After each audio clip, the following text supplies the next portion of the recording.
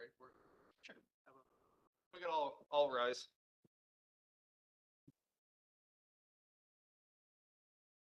Heavenly Father, we ask that you look over our first responders, the folks in Bloomfield that had a little lockdown today. We ask that you look over our firefighters and that you just look over all of us, those folks that are traveling here to be here today, and we appreciate that. And we appreciate you offering your son up for our sins. In your name we pray. Amen. Amen. You'd follow me in the Pledge of Allegiance. I pledge allegiance to the flag of the United States of America and to the republic for which it stands, one nation, under God, indivisible, with liberty and justice for all.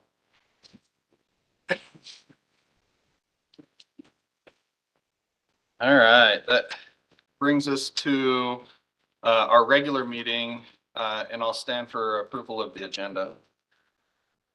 I move that we approve the agenda as is. I'll second.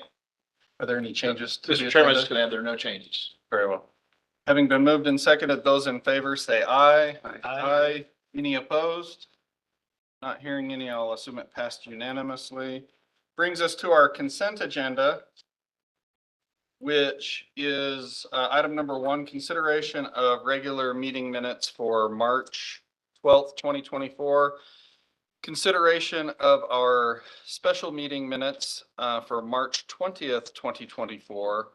Number 2, consideration of special meeting minutes for March 26th, 2024. And number 4, consideration of fiscal year 2024 budget adjustment number 11, which is resolution number 232458. And I'll stand for a motion. Mr. Chair, I'd like to move that we approve the 4 consent agenda items. Second. Having been moved and seconded, those in favor say aye. Aye. Any opposed? Not hearing any, I will presume it passed unanimously.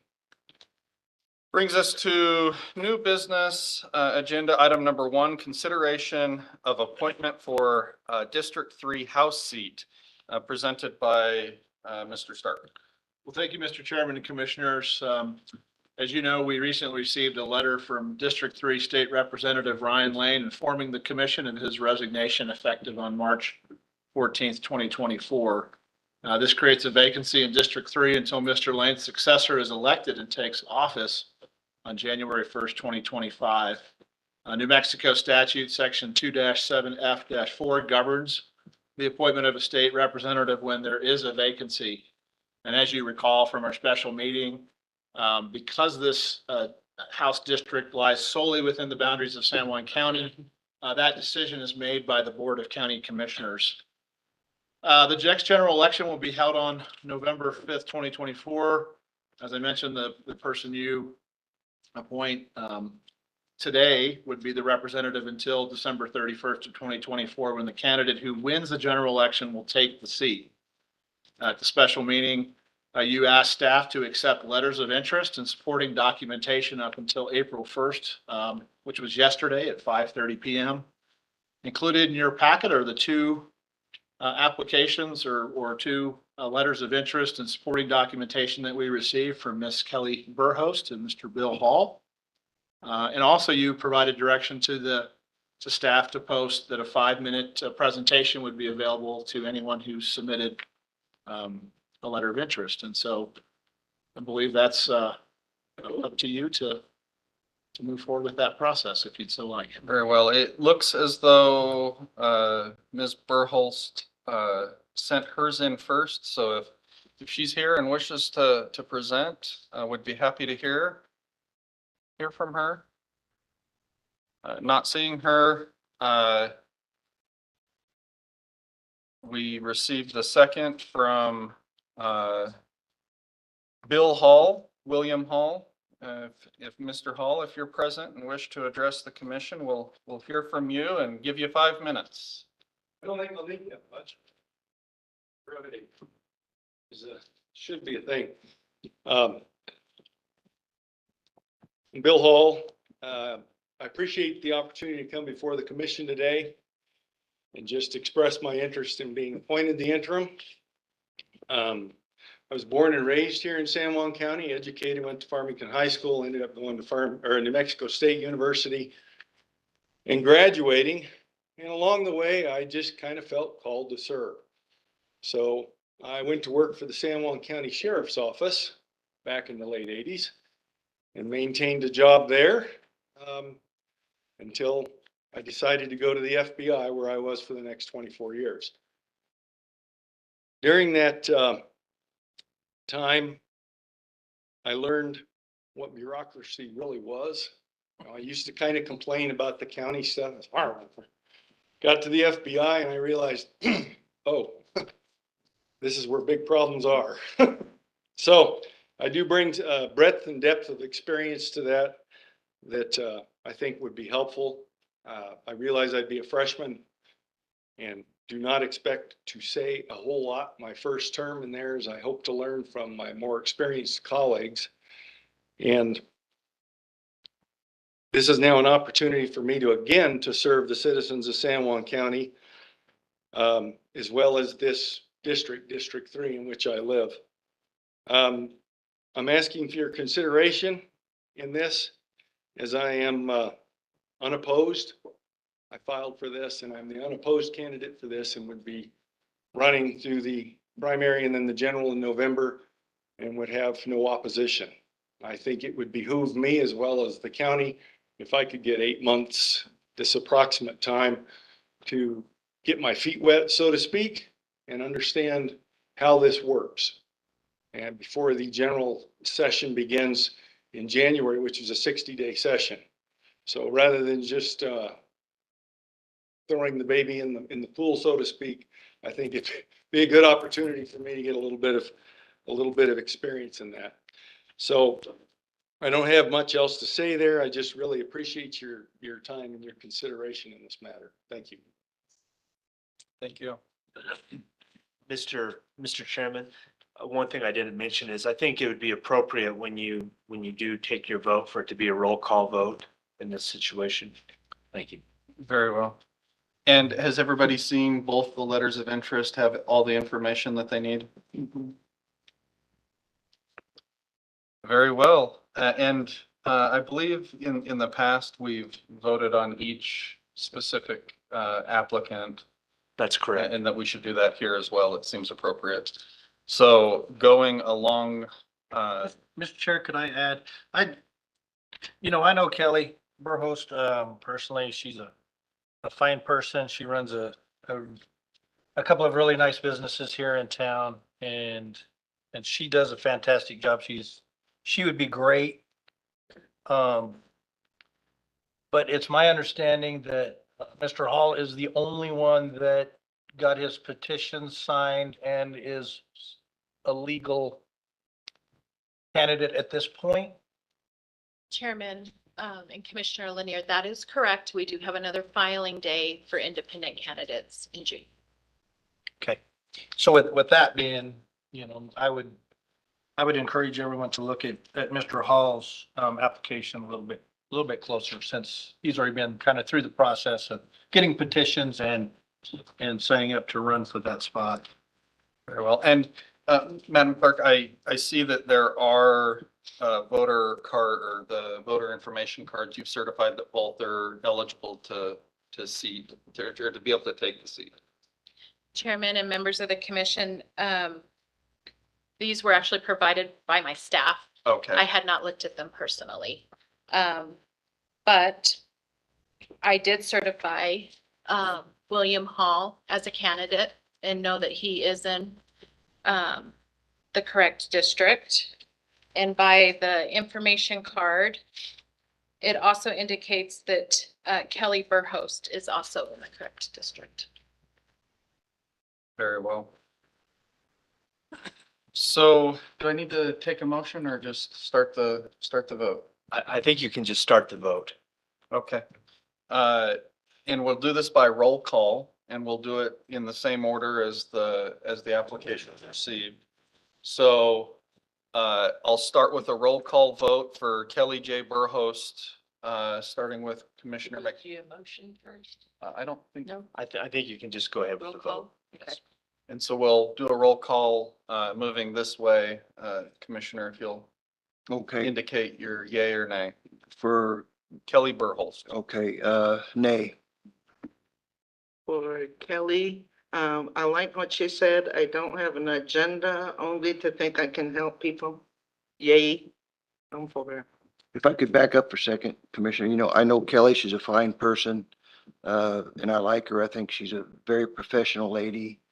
I think under these circumstances, I'm gonna, say nay, and obviously why, so.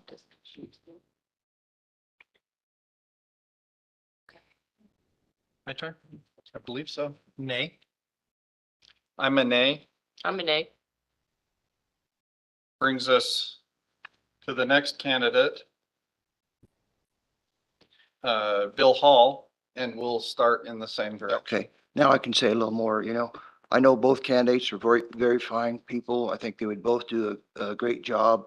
And, with the information we have that, Mr. Hall is going to be our representative in January anyway, and he's the only one that filed so far on this, barring a independent, that I think it would make the most sense to, appoint Mr. Hall. Nothing to, say anything, against Ms. Burhost, but I'll vote for, Mr. Hall, a yay. Commissioner Totticini? I don't know Mr. Hall at all, but I'm glad to hear that he's, been very, he loves the state of New Mexico and he'd be willing to work hard, but, I'll stick with Kelly, nay. Yay. So with him already being an eligible candidate that's filed and is approved for the ballot, I'm for letting him run through the sprinklers before he jumps in the pool. So I'm a yay. And I'm a yay. I've known Mr. Hall for many years and watched his career, and I appreciate him coming before us today and talking to us and letting everybody hear more from you. Thank you. So it sounds as though it's 4-1, and that passes. And so we will. I don't know I'm what the sorry. process Yeah, is. Mr. Chairman, it's 4-1 in favor of Mr. Hall. In favor of Mr. Hall. Okay, yes. And I think that the yays have it for Mr. Hall, so he would be appointed. Very well. And we'll do all the paperwork. We don't Yes. get to do this very often, so, but it's exciting. And so congratulations, and we'll prepare whatever paperwork's necessary. Mr. Chairman, if I could say something, I would like to encourage, I don't think she's here, but encourage Ms. Burhost to do this again. And I thank her, I think we all thank her for her interest in this and the courage to run. It's not easy. So I hope she does it again. I would agree with that. Mr. Chair, Mr. Hall, could you come up here? Just out of curiosity, whenever someone runs for a political or elected of office, voters want to see, are you ultra conservative, conservative, moderate, liberal, or ultra liberal? And where do you see yourself on there? I'm pretty conservative. Okay. Thank you. Yes, ma'am. Any other questions? What salary do you expect to get?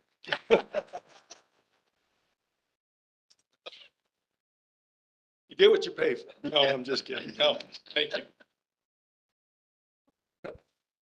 All right, that brings us to item number 2, consideration of an MOU between San Juan County and New Mexico Tech for the San Juan Technical Assistance Partnership for Carbon Management.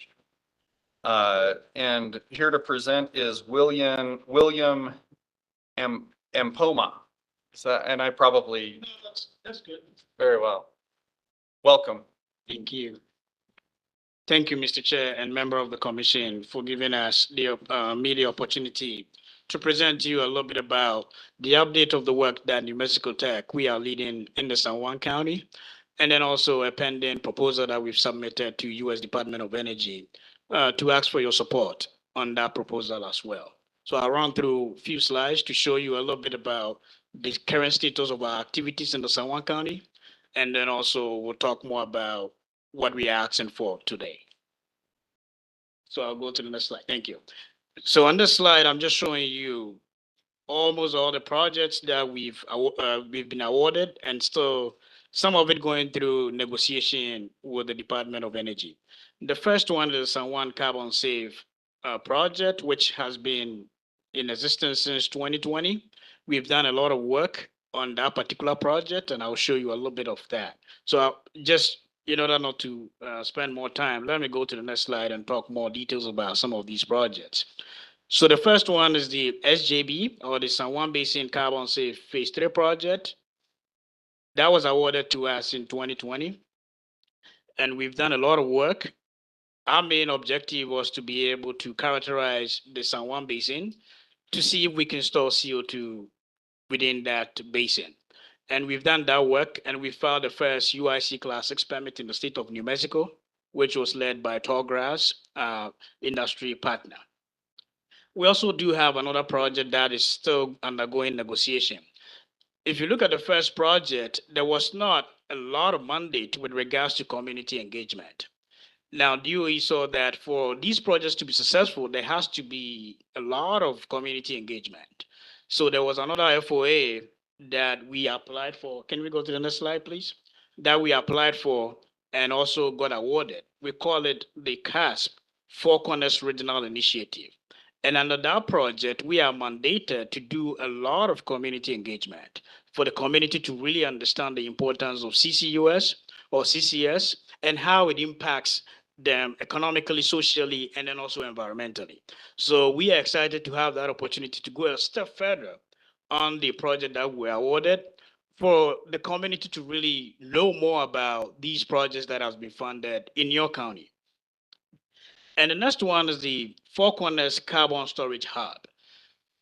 The first one, the San Juan Basin Carbon Safe project, that was just right at where you see the blue triangle all the way up above Farmington. And that one was just specific to that area. So we're not allowed to move to any other area within the basin. Now, DOE funded New Mexico Tech on another project, which is about $42 million. And that one, they are giving us the opportunity to expand right from the triangle, the blue triangle, to go to the light blue triangle and also to the Navajo Nation. And on the Navajo Nation, we are going to more or less work on 3 separate sites. We are going to drill wells, and that also bring a lot of activities in the community as well. And our first well, we use local companies to drill the well. So this second well, 2 wells that we're going to drill, that is also going to bring a lot of economic activity to the county when we are fully funded on that project. We are at the latter stages of the negotiations, and hopefully we'll be getting funded maybe in April or May, so we can begin the activities.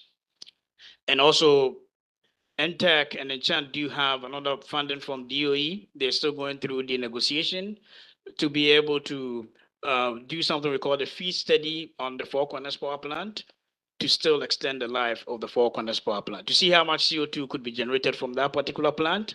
And the Four Corners Carbon Storage Hub is going to take that CO2 and store right close to the plant. Next slide.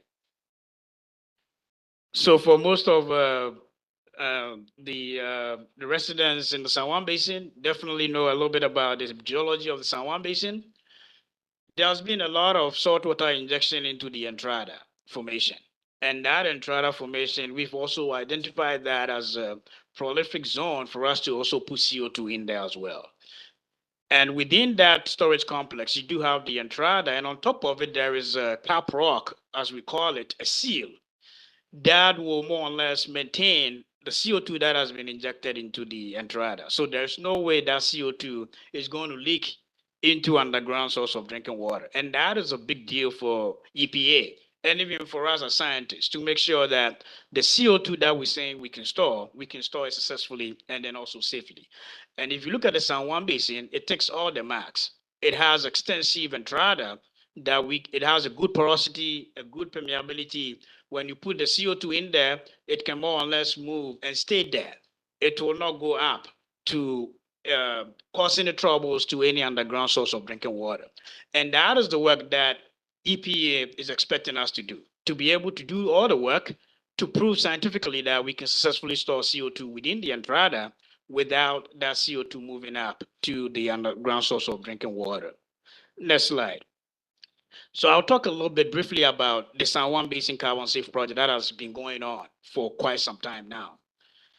For New Mexico TAC, our responsibility is to study the subsurface geology to see whether we can store CO2 in there as well or not. So that work, we've done that, and we've been able to prove that in the San Juan Basin, the site that we are looking at, we can successfully store CO2 in there. And we are partnering with Tallgrass, so they do have the Escalante plant that is going to produce the CO2, and that CO2 is going to be transported north to the site that we've worked on. And the success story from our characterization work is the UIC Class 6 permit that has been filed to EPA. That was last year. And hopefully we're going to get that permit maybe this year or probably next year. But we've already filed that application with EPA and currently undergoing technical review right now. And just to throw more light on the activities that we've performed in the San Juan County, we've drilled a well to about 8,300 feet, 8,800 feet, right within the San Juan Basin. We've collected over 450 feet of core. We've also done a lot of experimental work on that particular core to support the analysis that we believe that the San Juan Basin is a strong basin for us to be able to store CO2 in there as well. And for us, we care about the safety of the activity. So the DOE also funded us another project where we've put fiber behind casing. When we were drilling that well, we put in fiber. That fiber is going to record any potential microseismic events that could happen as a result of injection. It is also going to measure temperature. And with that temperature, we can see if there is any movement of the CO2 coming up. We can see right from that fiber that we've installed. And then also we do have a strain measurement. And that strain measurement, as I said, is going to help us to know if we are injecting and it's causing any microseismic events. Right there, the fiber is going to show us. And then regulators will take action. And we also do have something we call acoustic sensing. That acoustic sensing is going to show us the extent of the CO2 that we've injected there. So the government is also supporting us to make sure that we can monitor the activities that we are planning to do to make sure that everything is more safe and environmentally sound. The next slide. So let me take some few minutes to talk about the Four Corners Carbon Storage Hub. That one is going to be an addition to the San Juan Basin Carbon Safe project. We are going to work on 3 separate sites to prove that we can store CO2 within the San Juan Basin. So the deliverable for this project is going to be each site that we take at least should be able to store 50 million metric tons of CO2 for a period of 30 years.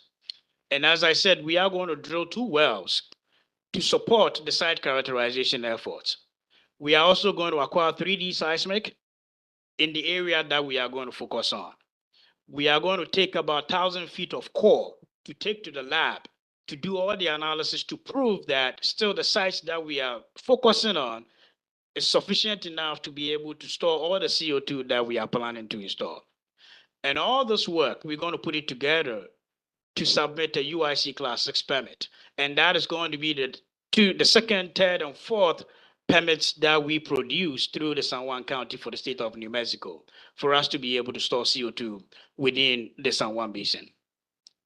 And on my next slide is the new aspect that DOE brought to the project, that we cannot just do our project in isolation.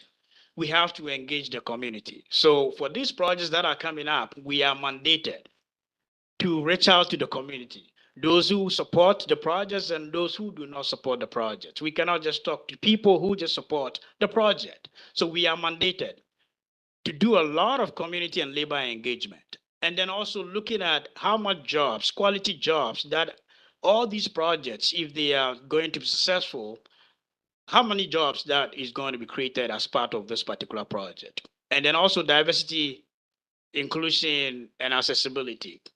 Now, even though the project has not started, but I'm hiring people, from the area that these activities are going to take place, and also Justice 40 as well. So this is going to be part of this particular project. And you didn't see any of this, mostly a little bit on the community engagement for our first project, but this one is more direct and more specific for us to embark on it. So now we want support. On the next slide, we want support. There is another FOA that you brought up that it is more like on the technical assistantship partnership. So in this particular proposal, it's still going through it's still going through reviews from the DOE right now, but we want support from the San Juan County for this particular project. And this one is mostly on the community engagement portion. We want San Juan County to more or less support us so they can hold us accountable, that we are reaching out to the community and telling them about the importance of the project, the activities that we're going to do. So we really want you to be engaged in this particular process. And this project is similar to the Four Corners the Four Corners Regional Initiative, where we are going to engage with the communities. But this one, DOE tasked us to come up with experts, for the experts to go out there and talk to the people, to the local people. This particular project is independent of all the other projects that I mentioned. So this project is going to be more like the police to make sure that all these projects are doing the work that they were supposed to do. So today we are here asking that you consider, on the next slide, you consider the MOU that we've presented to you. And what we are asking is that you provide support for this project, and then also when you get a chance, if you can participate in some of our outreach programs, some of our conferences that we're going to do a lot in the San Juan County in coming few months. So we want you to be involved so that you can hold us accountable for us to be able to successfully utilize the dollars that we are receiving from the government to advance CCUS in the San Juan Basin. Thank you so much, Mr. Chairman, and the member of the committee. Thank you so much for the invitation. I appreciate that. Mr. Emafoma? So the test well was successful, that we did, I don't know, was it a year or two ago? I can't Yes. recall. So that was successful. Help me understand what the scale of storing 50 million tons of CO2 is. What size of undertaking is that? Because you don't list how many jobs it will be, but can you give us a scale of what 50 million tons of CO2 is and what that would mean to our community? Yes, thank you, Mr. Chairman and the member of commission. So the first one, I can just talk about the wells. So this well that we drilled is going to be a monitoring well for the actual injection wells that are going to be drilled. Now, based on our assessment of the site that we're looking at least 3 injection wells will be required to put 50 million metric tons of CO2. And I must say that the AFE for the first well that we drilled, and I'm sure, I don't know how much you know about that well, but we have some issues with that well, is about $12 million right now for just one well. Now, the next 2 wells that we're going to drill, which is not in the same area, but that one, we're estimating about $9 million for each well. So at least 9 million for 3 injection wells, and each well, we're also going to have about a total of about 3 monitoring wells to be able to monitor the extent of the plume. So right there, all the well construction is going to create jobs to the community. And then also, I'm not going to talk for Tallgrass, but with the Escalante plant, they are looking at how they can transport that CO2 up north. And that is going to be a pipeline. And the construction of that pipeline is going to create jobs for the community as well. And then even the environmental permitting and all of that, we use the local team. We use the local people. So if you just look at that one particular site, all the activities that is going to go on there, and we are scaling it up to 3 separate sites still within the basin. So it's going to be, we can look at all the numbers and it's still part of the project that we're going to do, to be able to provide all the details numbers to the communities. Does anybody have any questions or comments? Mr. Commissioner Chair. Fortner? Oh, So you're saying that the CO2 is coming from the Escalante plant and a pipeline will have to be built for that? then how many jobs will just the wells themselves create? Um, so with regards to the well, for instance, let's say we hire Aztec Well Services to drill the well. I don't want to put you on the spot, but the well that we drilled recently was drilled by Drake, and at least that per day on that well is about $17,000 per day on that well. We run about 3 months to drill that particular well. Now, aside just the well, there are other services like the mud, the water tracking, and all of that. Those were all local communities. So I cannot. I might have to look through the numbers to tell you, let's say in terms of how many entities, or let's say the total number of people that were involved in, but I can tell you that over 20 entities were involved in drilling just one well. And if you look at how we're going to scale it up within the basin. And over what time period will this be? So for the well, normally you drill the well about 3 months, within 3 months. But once you build a well, there has to be similar to the oil and gas operations. You have to have more or less continuous workers to more or less take care of all the surface equipment, control the process. So most of the jobs will come out front. And then if we are able to establish that storage hub, then they're going to be permanent jobs as well for the local people. And not even talk of more or less retrofitting the Escalante power plant to produce the hydrogen and then the CO2 coming out of that. And so the CO2 can't be stored in the ground by the Escalante plant then? Yes. So can we go to the one of my slides? I will show you that quickly. If you can go to one of the maps.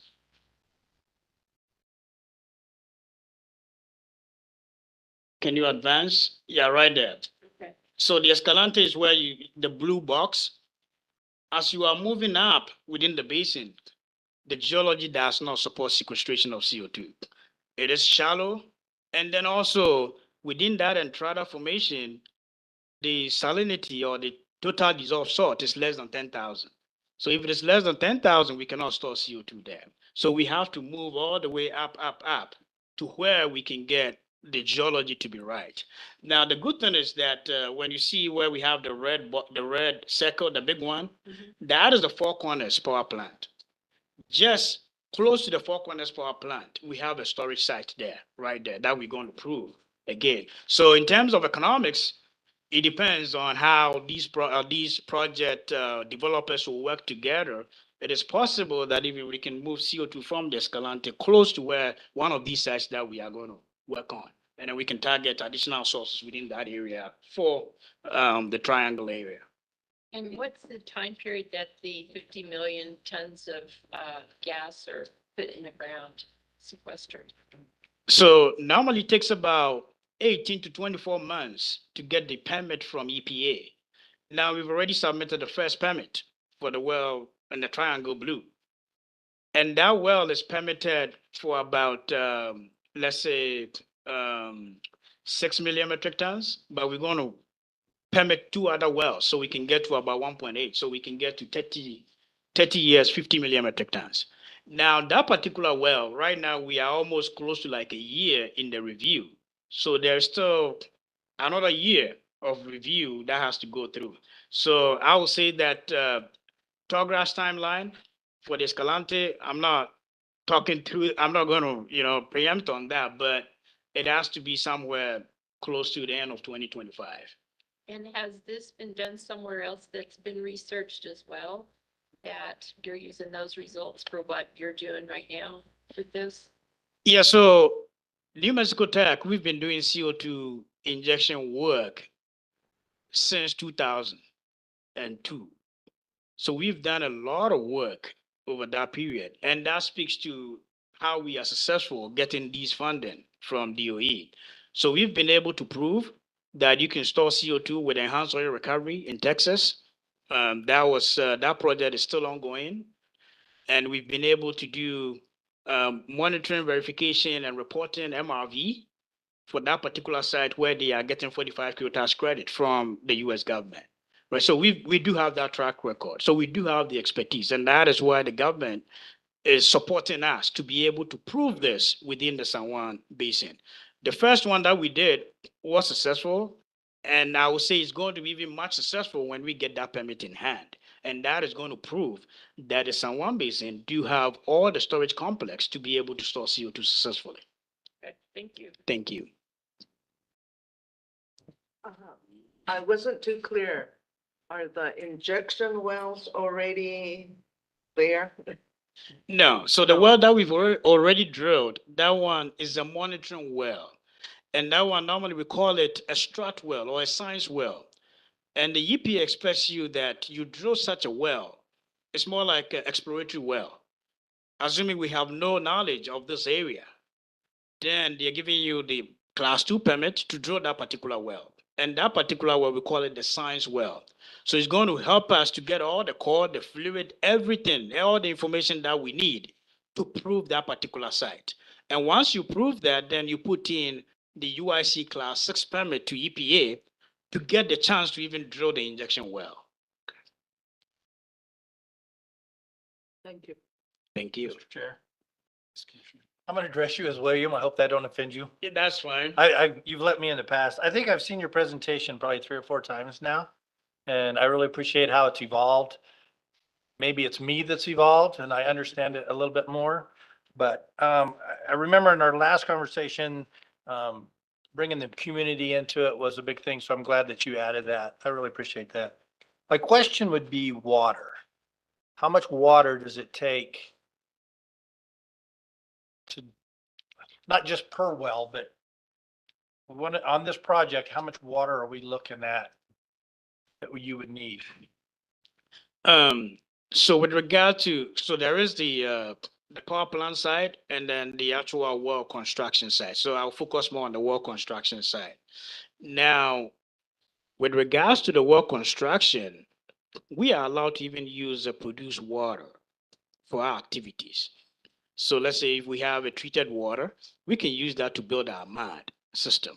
So and that is important in the sense that we do not put a lot of pressure on the local water. With regards to the actual numbers, I might not, that will be on the spot, but most of the water usage is during when we have the MAD and then we are mixing the MAD up. And then we try to circulate the MAD. So normally you need, I don't want to commit in terms of to say something since I'm on record. So I don't have the exact numbers, but I think we've worked very hard to be able to more or less use produced water, treated produced water, to be able to do our activities. And even during the injection test, NMOCD wants us to use produced water for our injection test, not fresh water for our injection test. But I can get you the right numbers in terms of, let's say, how much water even we used, the gallons. We do have the numbers, so I can cross-check and provide that information. All right, thank you. Thank you. That's all I had. Any other questions? I'll stand- Mr. Chair, I noticed that on the MOU signers, Navajo Nation hasn't supported it. So with regards to even the project that we have, the Four Corners storage hub, we do have NTEC and Enchant. So NTEC is more or less representing the Navajo Nation. And I remember when we got funded, we wrote a letter to the president of the Navajo Nation, and it was through NTEC. So NTEC is more or less the interface between us and the nation. I was asking that because Mr. Stark, remember when we did the MOU with the feasibility study? Boy, I got really criticized on that. So that's why I was asking about Navajo Nation. But if NTEC is on board, I guess I'm okay with that.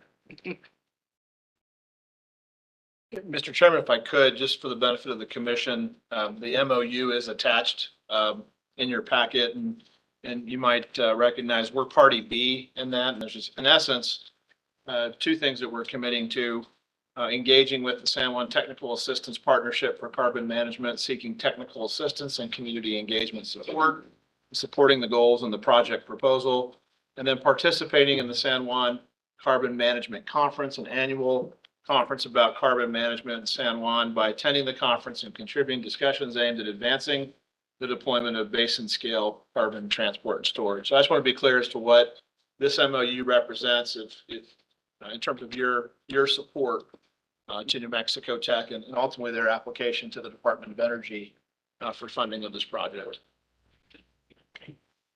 Mr. Chair, can I make a motion? Absolutely. Okay, I'll move that we do the MOU between San Juan County, New Mexico Tech for the San Juan Technical Assistance Partnership for Carbon Management.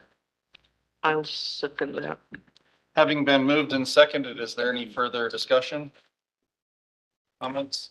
Not hearing any. Those in favor say aye. Aye. Aye. Any opposed? Not hearing any, I'll presume it passed unanimously. Brings us on. Thank you. everybody. Thank you.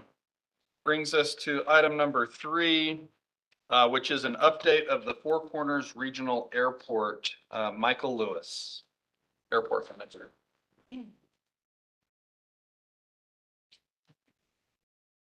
Good evening, Mr. Chairman and Commission. This slide shows about 35 minutes, but I'll try to run through it kind of quick and give you the highlights. Tim has a copy of it. If you would like to peruse it a little bit more in detail, I'm sure he'd be more than happy to forward it to you. It's in their packets. Yeah. We haven't Yeah. provided. Oh, you have, It is, oh, yeah. then you're covered. If you've already read it, you already know what I'm going to say. So we go to airport Well, I do, statistics. Mike, because I already heard it You've already. once today. Twice. Well, why don't you step up here and we'll check. Oh, you we'll did a check great your- job. Thanks. So first I'll give a little bit of a rundown on the airport itself and how it benefits the community and what's going on up there. And then we'll go into air service, which is probably the most interesting part. When we look at the airport itself, the latest New Mexico Department of Transportation reports our airport with air service contributes about 23 million annually to the local economy. We provide a 24-hour capable facility for all kinds of aviation activities, air ambulance, medical transfer flights.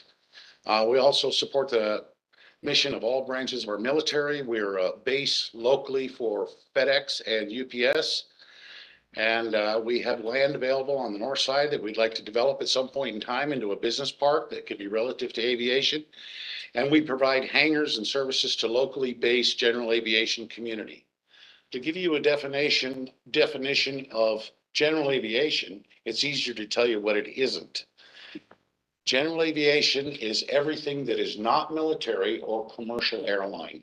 All the rest of it, business jets, air ambulances, privately owned airplanes, those are all general aviation.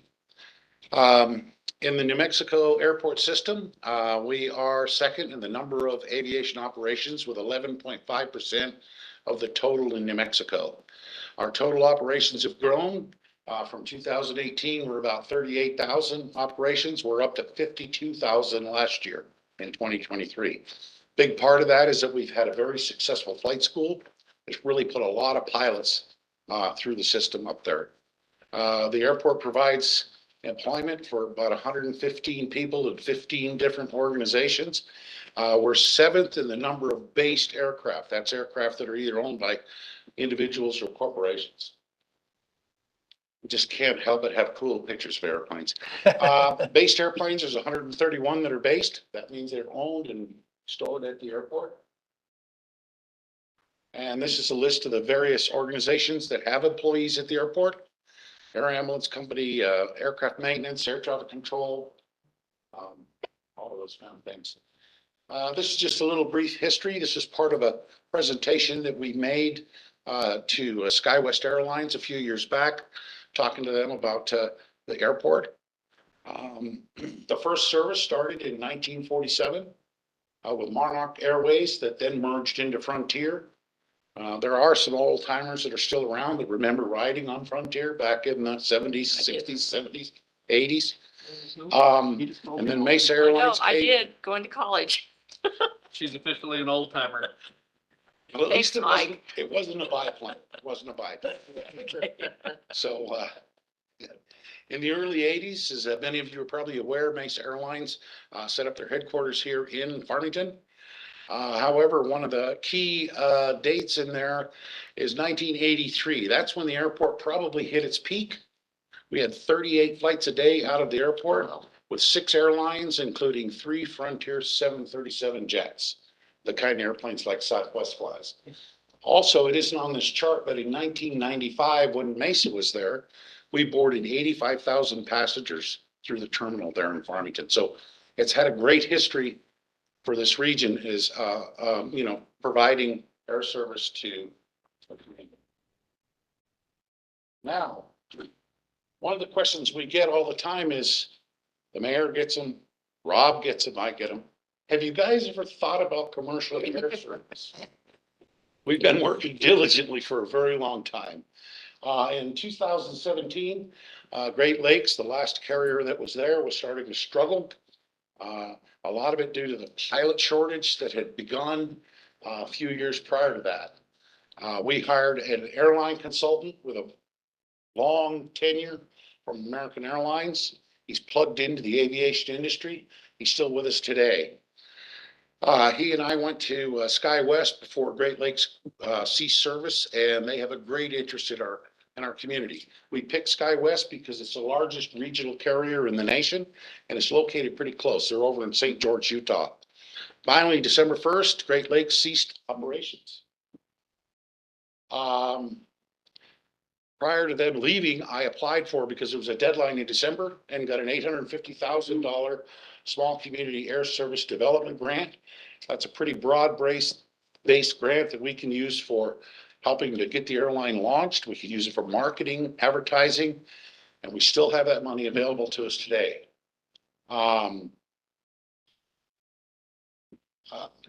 When we spoke to SkyWest seriously about coming to our airport, the first thing they mentioned was that they needed to have the airport reconfigured for regional jets. Prior to that, in all of the airports that they served, they were able to get a waiver from the FAA. They indicated to us that the FAA was not giving those waivers any longer. So in April, I went to the senior staff at the FAA Southwest Region Airports Division in Fort Worth and made a pitch for being able to get service here. And over the course of the last few years, that has amounted to about $25 million in federal funding that we've been able to use to make changes to the airport so that we can handle regional jets.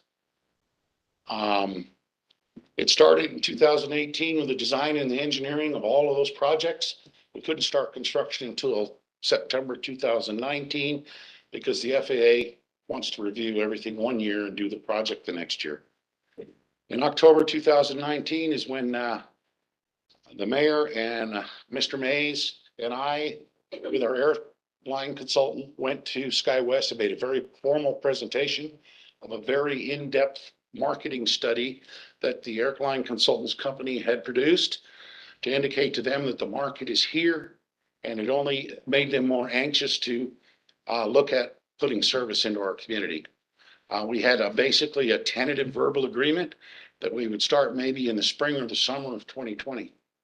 They were experiencing the same thing that all airlines were experiencing, which was a shortage of pilots, which threatened to slow down the growth. They couldn't grow as fast as they wanted to. They had a lot of airplanes parked, but they were hoping that they would be able to put something together and be able to serve us. So here's a few, I think the study is very detailed, and I can send it to anyone that's interested. It's basically for airline geek kind of people. It's for accountants at airlines that we want to convince that we're the right market for them. What they did is they took a 90-minute drive time for the Farmington Airport, and they were able to mine the data of who bought tickets, where they bought tickets to, how much they paid, where they went, where they came back from. And we found that there's 209,000 people within 90 minutes of the Farmington Airport, trying to indicate to the airline that Durango is not the place to go. Farmington is.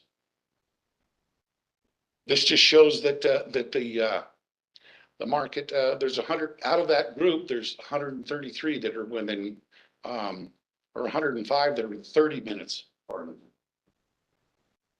This is one of the most interesting parts of the study. This indicated where people flew from when they flew out of that 90-minute radius. Only 29% drove to Durango.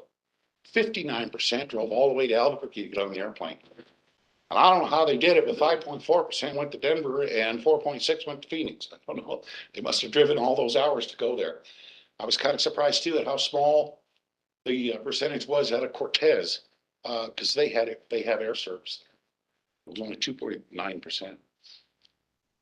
This is where people would travel to. 89 people per day each way go to Albuquerque. 43.3 people per day each way go to Durango. Again, these are numbers that we could take to the airline to indicate that the market is here. These are the favored markets out of that 90-minute radius.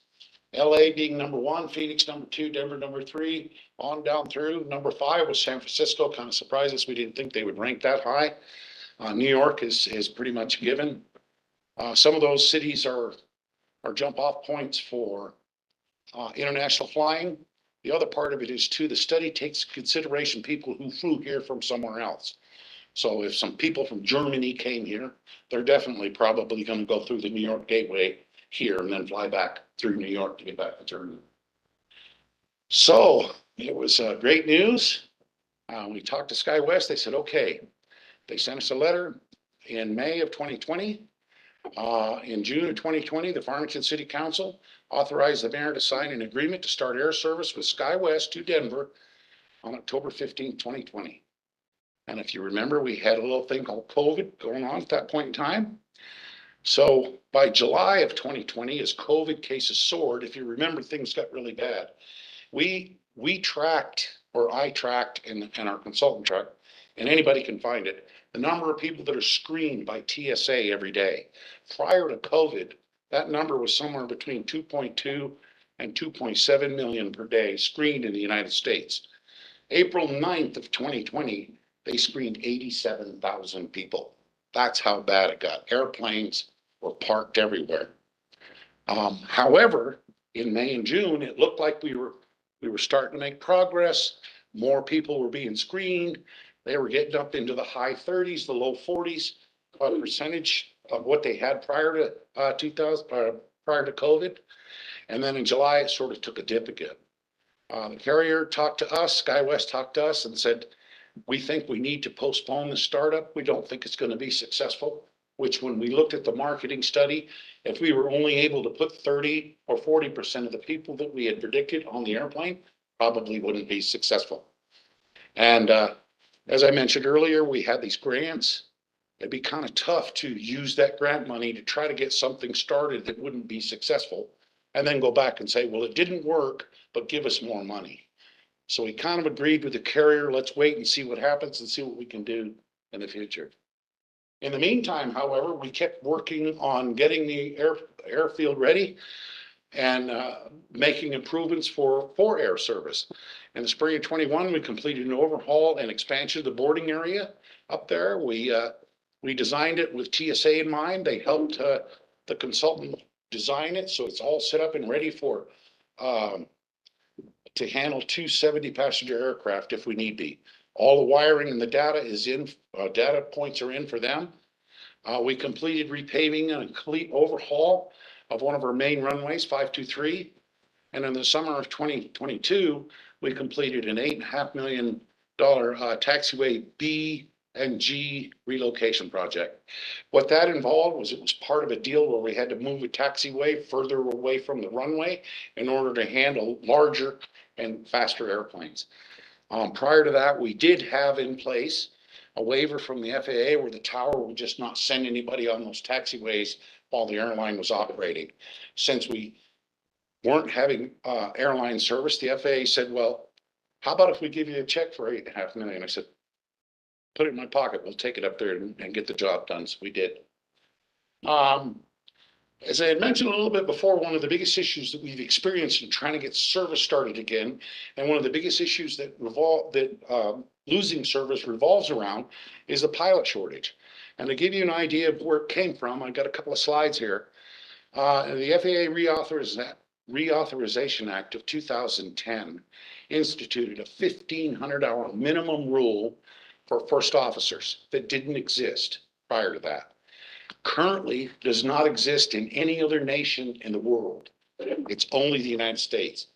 The pandemic exacerbated the pilot shortage by slowing down training and hiring, and it also created a wave of 6,000 early retirements. The airlines, bleeding from not having passengers, started giving people early retirement and made the numbers even smaller for the number of pilots that were capable of flying. The Regional Airline Association indicated the current pilot shortage resulted in still having 500 aircraft parked and 315 communities losing some or all of their air service. 315 communities represents 60% of the 522 certificated commercial airports in the United States. Of course, we're one of them. This is a list of 59 airports dropped by network carriers since 2020.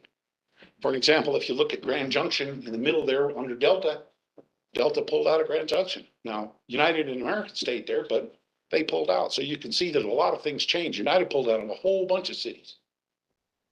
And you can see that some of the cities are much bigger than Farmington. Toledo lost American Airlines to Chicago. Dubuque, Iowa lost American Airlines to Chicago. Ithaca, New York, bigger than Farmington, or the whole county, lost service to Charlotte.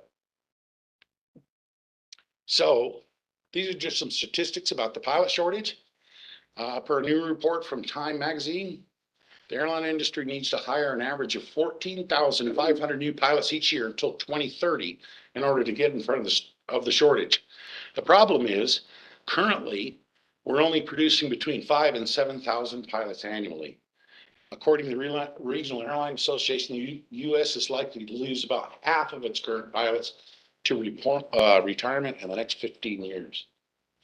These are just some comments that are made by some of the airline leadership. This is Scott Kirby from United Airlines. It's kind of chilling to read his words.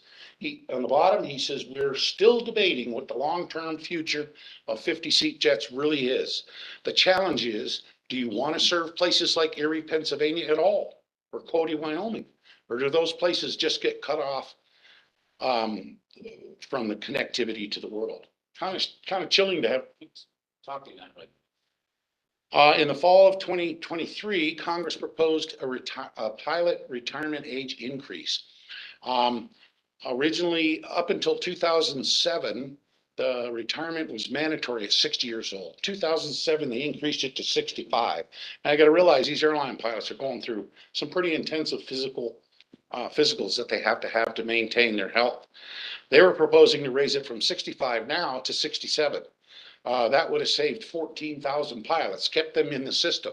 However, the Senate removed it from the bill. It was part of the FAA bill. They removed it, so it isn't going to happen this year. As you noticed, if you've flown, domestic airfares have increased an average of 47 to 65% since COVID. However, on the flip side, domestic airlines have realized revenue increases altogether of about 8 billion per month with less flights.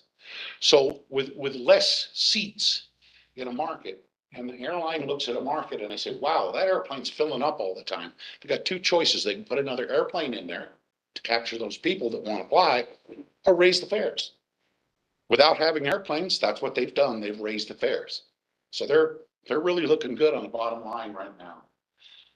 Solutions to the pilot shortage, I think we have to get the unions, who are a big pusher of this 1,500-hour rule. We have to get them to lower the temperature of the rhetoric. They keep scaring everybody into thinking it's safety. Congress is scared. The Senate is scared. FAA regulators are afraid nobody's going to make any move at all because their word is fairly well respected in the industry. I think we have to come together and agree on about the arbitrary number. And like I mentioned before, the U.S. is the only country that has it. Now, one of the things that they have done over the years is they've granted a reprieve to college students at named universities that have aviation programs. They only need to have 1,000 hours, and they've given a grace to the military pilots of only 750 hours. So that's helped a little bit. So, and you said that before that it was 250 hours, is that Yeah, right? United and all of them were 250. Basically, what you had to have was you had to have all your ratings. You have a private rating, a multi-engine instrument, and commercial rating. And in order to get those ratings, you usually have to have about 300 hours, 350 hours. When we were operating the MESA program at the college up here, those graduates had about 300, 350 hours. Moved them right into the right seat of the airplane, and everything worked out just fine. So. Ongoing outreach efforts. We continue is daily business, trying to keep working on this solution to this problem. We have our consultant. He has direct communication with American, Delta, United. He also talks to Key Lime, doing business as Denver Air Connection, who may be in position to help us. Go back one slide. Look back. They fly those kind of airplanes. So far, they're short of pilots. They've started bidding on a lot of essential air service subsidy markets, and therefore just can't shake anybody loose to be able to talk to us seriously about airline service. We had talked to Boutique Airlines, a 9-seat single engine turboprop operator that had operated in Cortez. They really didn't operate that well and are no longer there. So there's another company in there. So in January 2023, the mayor and I and Rob made another trip to SkyWest headquarters to have discussions with them concerning the United service to Denver. Our study indicates that probably the best service we could get to make all the connections we need to make would be United service to Denver. They were in the process of developing a new division, operating under a separate part of the rules. To date, they're waiting for FAA approval. They basically told us at the meeting, if we get approved tomorrow, we'll be talking to you about starting service the next day. To date, the FAA has not approved it. We kind of have a feeling that it's very political. The unions do not want to see anything change with a 1,500-hour rule because it creates an artificial shortage of pilots and keeps their wages high. So it's been very, very tough to face that after we've gone through everything we've gone through to try to get air service. In today's world, there's other communities out there that are competing for air service. So they're all offering financial incentives. It's just the norm today. These are typically structured as 2-year minimum revenue guarantees. They just want to break even or a little more, and we have to help them. What happens is we top off their revenue shortfall. We don't just give them money. They collect fares, they come to us, they keep a very detailed record, and we take a look at what they need to top them off. So we have the Small Community Air Service Development Grant that I was able to secure in 2018. We also have the state has stepped up, state of New Mexico. They have a rural service enhancement program, 2.75 million per year. We can apply for that, and we are eligible to receive that for 3 years. And the city has agreed to negotiate adding funds to the Revenue Enhancement Fund. Part of what we can do is what they call like-kind contribution. We won't charge them any landing fees. We won't charge them a lot of the other fees. Give them the space for free, whatever we can do to try to help them economically to come to our community. One of the questions we get is, in addition to, hey, have you ever thought of a commercial airline? Is why does Cortez have jet service and Farmington doesn't? If you look at the Cortez website, there's a jet on there. That's what they really have. It just happens to be from the same company. So they use the company's jet as the picture on there. It's a 19-passenger airplane. They've taken 10 seats out, so it operates with 9 seats. And there's their flight schedule. We can kind of whip through that because I know we're getting short of time. Fares $338 to Phoenix. Keep going. $358 to Denver. There we go. Now, the reason they do have service is because they are covered under the Essential Air Service Subsidy. And those subsidies are getting pretty pricey nowadays too. What happened was, there was an act called the Airline Deregulation Act of 1978. It went in effect in 1980. Prior to that, the Civil Aeronautics Board approved every airline schedule, every airline's fare. It was all a controlled environment. And they decided to let it go on its own and be competitive. And you all heard of People Express and a lot of these other Peanuts fares and all these things that came out after that. Well, what they did realize was that a lot of the smaller communities probably wouldn't be able to stand up on their own for service. So they put this Essential Air Service Subsidy program. There were 240 cities that were designated as potential EAS cities. Farmington was one of them. If a city was designated, they weren't allowed to apply for a subsidy unless they lost air service. So for an example, Silver City, Cortez, Alamosa, Carlsbad, Clovis, they all lost air service. Farmington continued to have air service. And they therefore became eligible, and they put their flying out to bid for the government contract. And then, for an example, Mesa at one time flew to all of those communities. They won the essential service contract. Pictures of airplanes. Great journeys begin here at the Four Corners Regional Airport. And that's the update. Tried to make it not too long, even though it's 30 minutes. I would entertain any questions from anyone. Are there any questions? So we're really just waiting on FAA approval, Well, before United wants to engage. we're not really sure that the FAA is going to approve that certificate. The company we're talking to, SkyWest, is exploring another way around the regulation. Not really public, but we're hoping that something will come through there.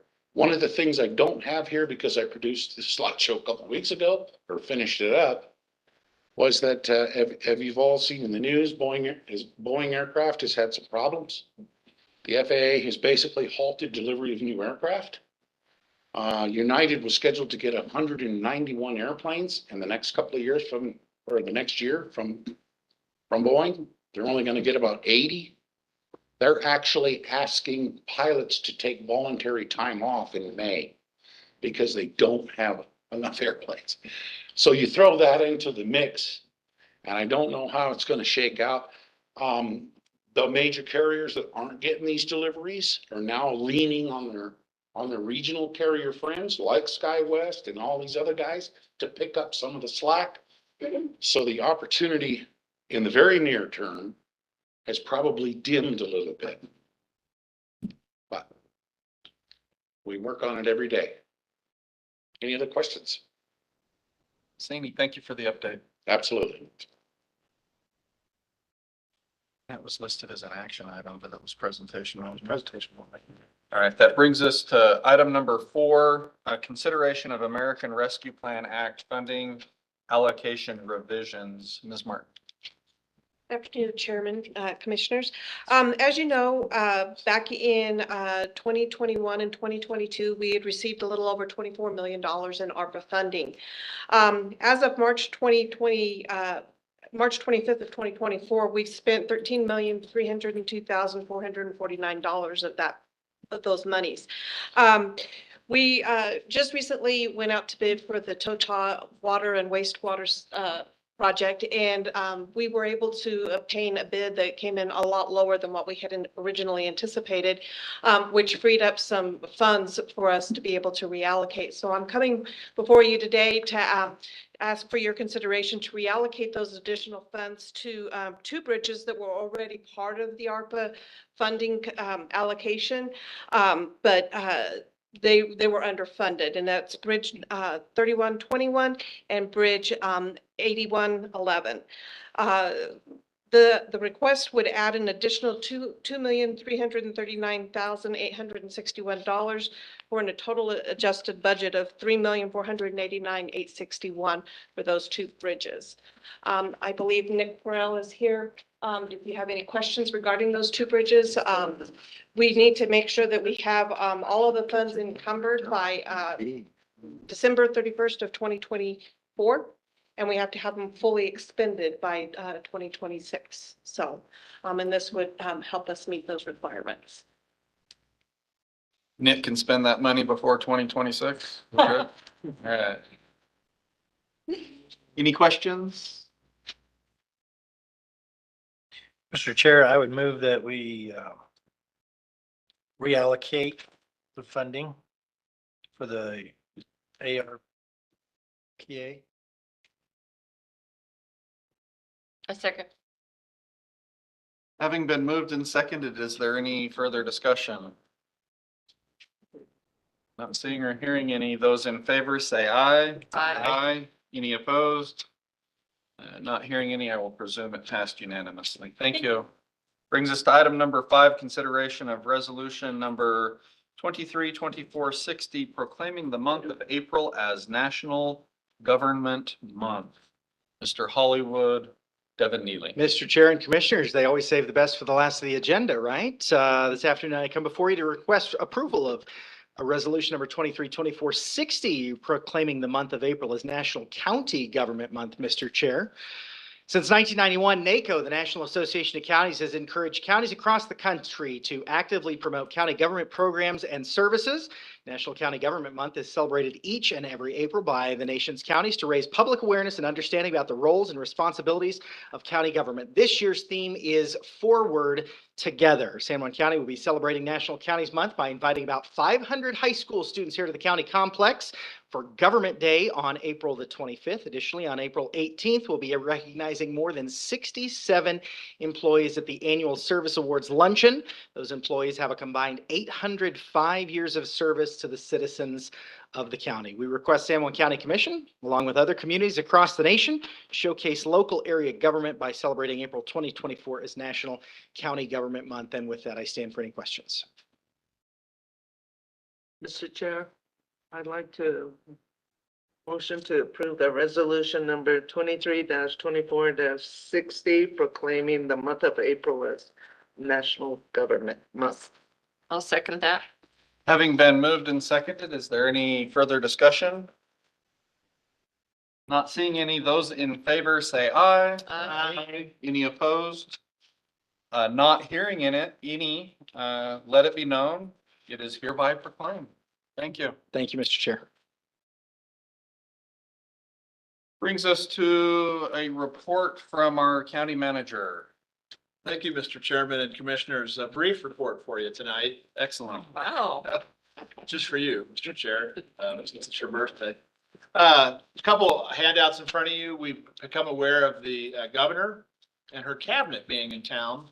We'll be in Farmington on April 11th for a 3 to 6 for a resource fair and constituent services opportunity at Animas Elementary Gym and Cafeteria, and then a community town hall from 4 to 6. And then the following day in Shiprock for a similar event, cabinet in your community, resource fair and constituent services from 1 to 5, and a community town hall from 2 to 4. The location will be at the Shiprock High School. So just want to make you aware of that. With the governor being in town on April 12th, we're so fortunate to have her. She's willing to speak to every year we annually put on a government day program with our various local government partners for Leadership San Juan. That's going to be held on April 12th at McGee Park for this year's current class. And the governor has agreed to be a keynote speaker at lunch along with President Boo Nygren. So we have 2 guest speakers that just happened to, that all came together at the same time, and they're both okay with that, just so you know. There won't be any competition for the mic, so I want to make sure you're aware of that.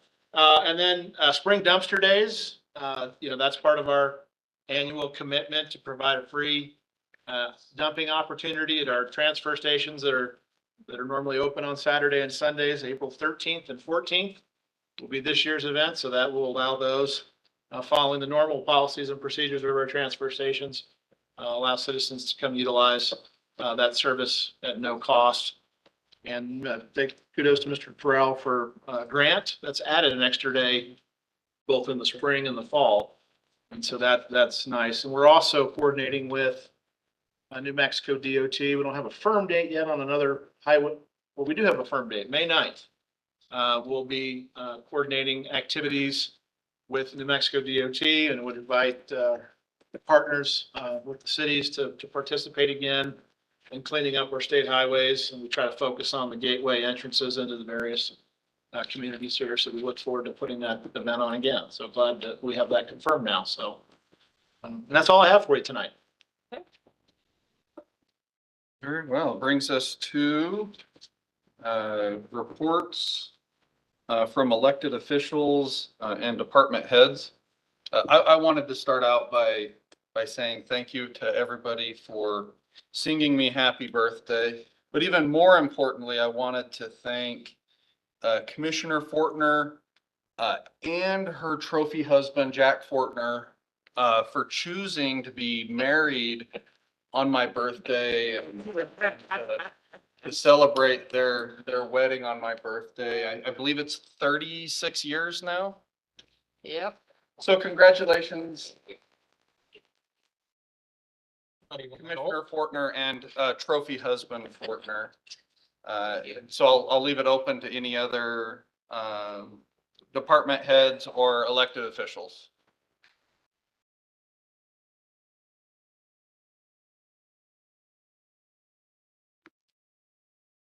Chief?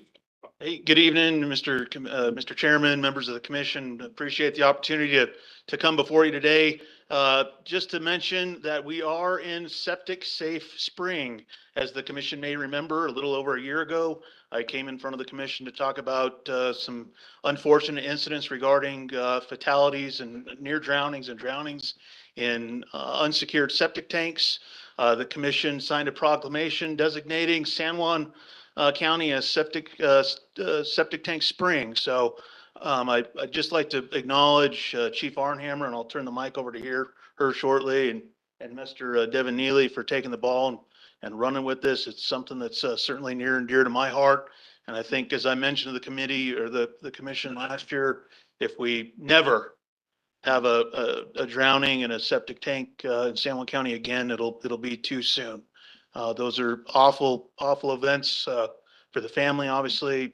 They're awful for the first responders that respond on them, and they're preventable accidents. And that's what I'd like to stress today is the proactive approach that we're taking to get the word out to our community that these are preventable accidents. So with that, I'll turn the mic over to Chief Shay Arnhammer to brief the commission on some activities that we're planning for this spring. Thank you.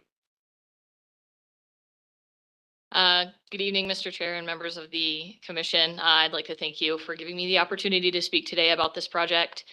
It's been an ever-growing project, and we continue to grow, and we hope to grow each year.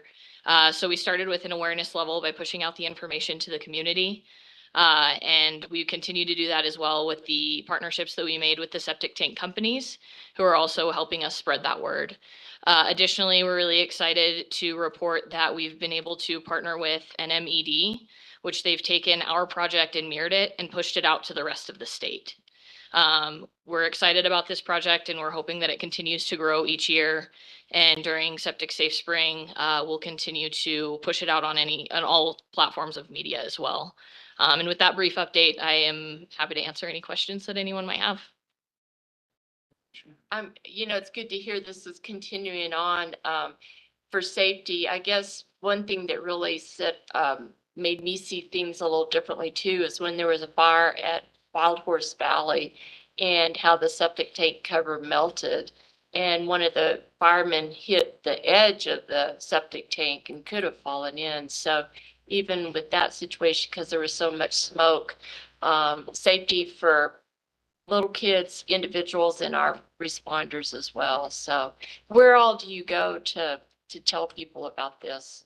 Mr. Chair and Commissioner Fortner, the answer to that is we're trying to push it out through any area in San Juan County that has septic tanks, but additionally out on the reservation as well. We're utilizing the septic tank companies who respond to these locations and have much more exposure than we do to help spread this word by using door hangers and flyers. And anytime they may see a septic tank that isn't up to code, then we'll be able to refer them hopefully to a program through the state. And then we can track that data with how we've been able to how this campaign has been successful for our community. Thank you. Any other questions? Thank you.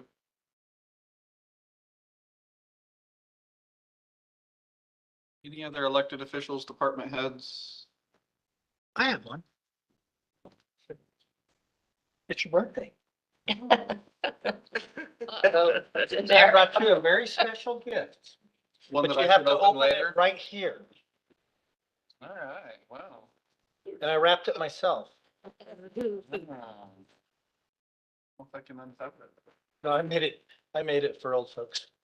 Oh, you're inviting me to go lose some golf balls at Riverview Golf Course, it looks like. They're bright orange because the old man, he has a hard time finding them. Safety first. And I have another pack in the truck because I know that'll get you through the first 3 holes. Oh, wait, half of those are mine. Half of these are yours. I'll share. Thank you. Thank you. I appreciate that. You're the only one to play golf with me. So you could be worse. All right. Hopefully there's no other reports from elected officials. That brings us to comments, input from the general public. Comments are accepted in person, limited to 3 minutes, and to subjects the commission has not previously discussed and or formal action has not been taken. No formal action will be taken at this meeting that relates to comments or input from the general public. Not seeing anybody running to the lectern, I assume there's no comments. So again, thank you everybody for all the birthday wishes, and thank you Commissioner Lanier for the gift. Not seeing any other items and having exhausted the agenda, I'll declare the meeting adjourned.